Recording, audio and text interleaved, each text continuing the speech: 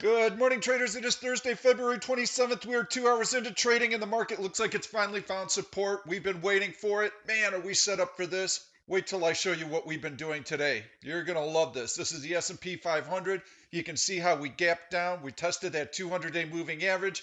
Go to the daily chart. You can see that 200-day moving average was breached today. We bounced above it. I'm looking for us to rally throughout the course of the day. We're certainly positioned for it. So, I'm going to go back into that chart and give you the play-by-play that I was telling everybody in the chat room this morning. I said we're going to try and violate that 200-day moving average. We're going to flush out some stops. We had this choppy price action early, and I said this is no good. This is indecision. This is not the type of move that we're looking for.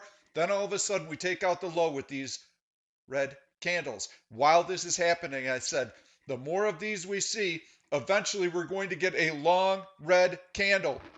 When we get that long red candle, we want to see a long green candle, a bullish engulfing pattern right after it with another green candle stacked on top of that. We didn't get that, but this was enough of a sign for me to tell everybody, get long. The lows of the day are in. I'm going to verify that. I'm going to show you everything that we've been doing in the chat room. These are my pre-open market comments today. Discuss exactly the strategy that we're looking for. We're looking for that final washout down below the 200-day moving average, and we're looking for a bounce off of that low. And so as we continue to go through here, I'm just going to scroll and continue to look for when that low is in. We have been selling bullish put spreads out of the money, and those are in great shape. You had to either have those trades working or you were going to completely miss them. We got filled on the way down, and there you can see some of the fills coming in. And I'm just trying to find in cap letters. I let everybody know when that low was in and what I was looking for. And I set it right in here. This is the low. Check your timestamps, folks. That was an hour and 9 minutes into the open today, February 27th. Stack one more of these on top and then buy, buy, buy, buy. Long, long, long. But all in here, we are selling bullish put spreads on stocks that I identified the day before. And there's the video that I posted to members yesterday for bullish put spreads. What are you, crazy? Selling bullish put spreads in this kind of a market decline? Well, first of all, we had them set up so that we needed the market decline to get filled. They're way out of the money and they're way below support. We were looking for prices to get out of whack, and they did exactly that. We went into some great stocks. I post these videos for members on Wednesday night so they can get in Thursday morning. I post them to YouTube on Saturday. Watch for that video. You'll be able to go through and see my analysis for each one of these and the rationale behind the trade. I've got to give my members a chance to get in. That's why I post it to YouTube a couple of days later. So, in any case, here's what I'm looking at right now. We've got everything that we need for the market to rally. We're pausing right here. I do not want to see any long red candles, one on top of the other. So I want to stay really close in here. I don't want to get too far away from it. You can see the 10P indicator here. My proprietary indicator for trading is getting very overextended. A bearish cross here would get me a little nervous. So I want to stay right in here. If we have a bearish cross and we're able to compress here, that's a bullish divergence, and we can expect another leg higher into the gap. So as we're doing this video here, I don't want to see any long red candles. A couple of them, some tails under body here would be beautiful. That's what I'm expecting. We needed to set that early low, and we did.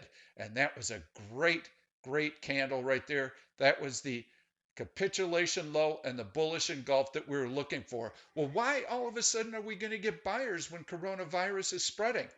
You have to realize that off of a market top like this, you've got tremendous selling pressure coming in as bullish speculators get flushed out of their positions. I've been mentioning that this dip didn't do it. They're still in the position. Yay, yay, yay. We're going higher. This didn't do it. That finally got their attention, but they're probably still hanging on. It was this long red candle that finally got them out. And so asset managers also had no protection on. We know that because the VXX was so low, near historic lows. So asset managers were in go-go mode. We don't care about coronavirus.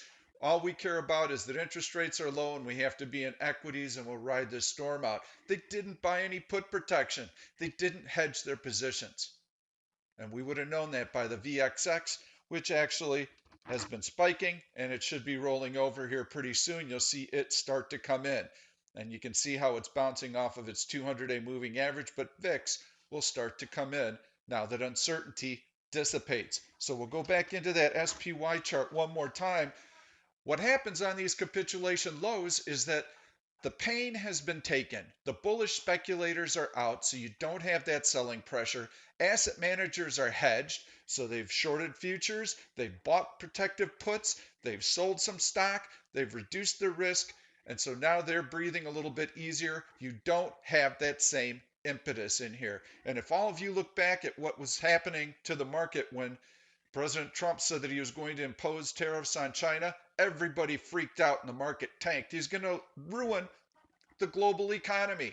Well, with every little squabble that we had with China after that point, you could see a smaller and smaller market impact. It's going to be the same way with coronavirus. There are some treatments in China that seem to be working. We've got biotech companies right now who say that they're about 4 to 6 weeks away from testing vaccines. Is it spreading? Yes. We want to catch it early. We don't want it to mutate. Will this possibly cause some credit concerns in some of the really big industries, entertainment industries, travel industries like airlines and hotels? Gosh, I hope not, but those are a concern because we could see travel drop off dramatically and they've got a lot of fixed expenses. So, all I'm saying is for the next 6, 7 trading days, everybody's going to take a deep breath.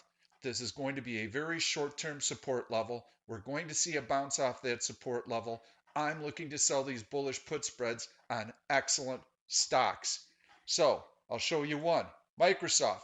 This is one that we're selling bullish put spreads on. I'm going to take these buy and sell signals off. As Microsoft came in this morning, we got our bullish put spreads off. We're still way out of the money on these. And I'm going to put up the daily chart so that you can see where the moving averages come into play. Put up that 100-day moving average. We sold a bullish put spread down here at 155. We sold the 155, 152.50 March 6th bullish put spread for 50 cents. And we've still got all that protection. Given the move that we saw in the market today and the bounce that we saw off the low today, and the fact that the 200-day moving average is holding, do I think that this is going to be in trouble? Oh, heck no. I absolutely don't. And all we got to do, quite honestly, is get through Friday because then we're into the final week of expiration and time decay will have already started working its magic. That's the type of opportunity that we're looking for. And we were looking for this last big wave of selling. So let's go back into this chart. We'll take a look at what's happening on a 5-minute basis. I don't want this momentum to build. Down here, I also sold the SPY February 28th. These expire tomorrow. I sold the 303 SPY puts and I bought the 300 puts and I put that spread on for a credit of $1.28. And I do have a stop in place so that in the event that we go back below this 304 level, I will be reeling it in for a profit. So I've got that protection on right now. If I were watching the market, I wouldn't have to have that stop in there. I could just do it manually. But I want to make sure that my position is protected. So let's take a look at a couple of other stocks that look really good. I think this will be a good stock today to day trade. I think it'll also be good tonight if you see this after the close and into tomorrow. So Netflix has been really, really strong relative to the market. You can see the big decline in the market took place right here. We'll put up that SPY overlay and you can see how the market is tanking. What's Netflix doing? Grind, grind, grind higher. I can't completely explain this. Disney had some news this week. Bob Iger stepped down. They thought that perhaps the person in charge of streaming video would take over the controls, and he did not. That kind of surprised the market.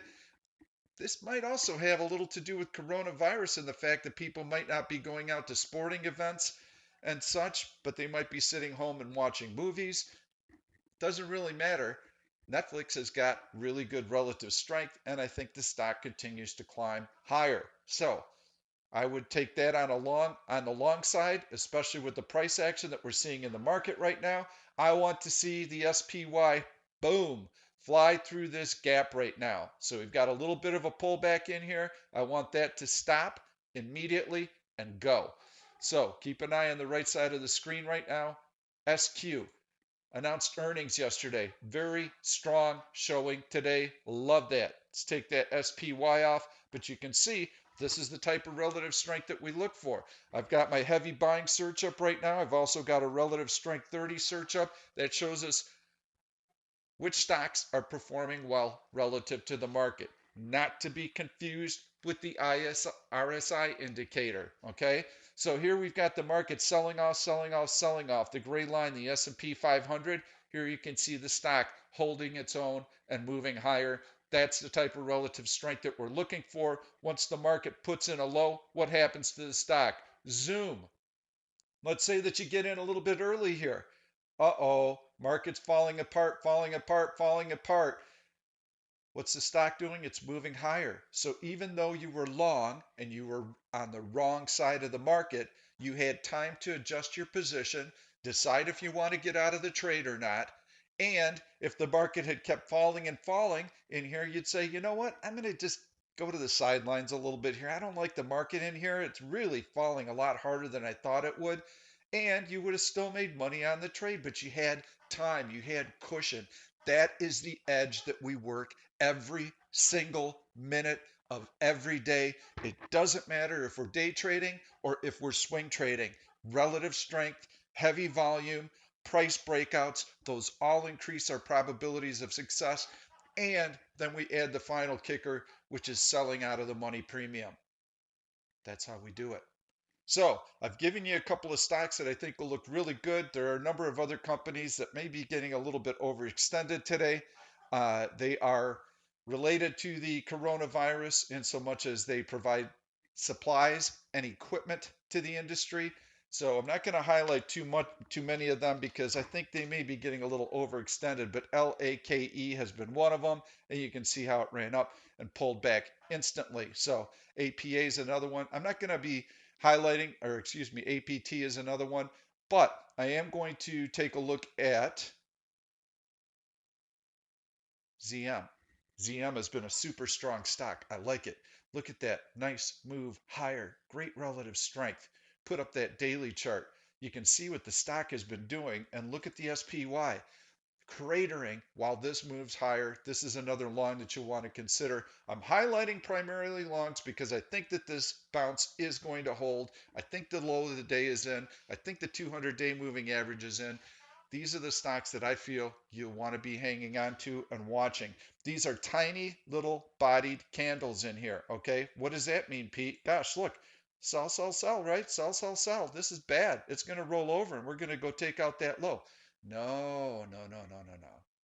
These tiny little candles tell me that there are buyers coming in right here. This little move down, it can't get any momentum going because buyers are stepping up and they want to buy in here. Any little pullback like this off of a rally like that, they're saying, come on in, I'd like to buy it here. And every second that goes by when they don't have more sellers coming in to meet their bid, they start bidding up and bidding up. And then we get a long green candle that goes right through the top here into the gap, and we're off to the races, and that 200-day moving average holds.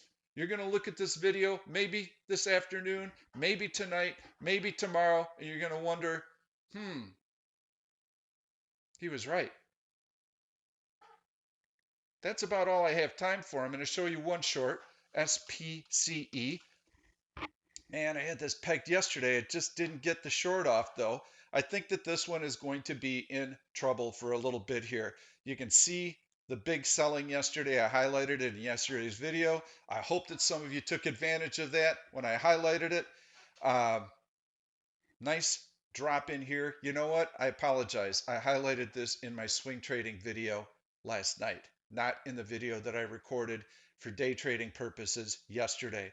So you will see this in my swing video. I tried to sell an out of the money bearish call spread on this yesterday using the 32, 32.50 strike price for February 28th. Just couldn't get that 20-cent credit. If I would have done it for 15 cents, would have been a great trade. This morning, gap down. I know a few members who got shorted on the open, really wrote it down hard. That was a beautiful trade from $24.75 down to $20. Wow, that's a nice one. You've got this lower high in here. You've got this gap. I want to see it struggle.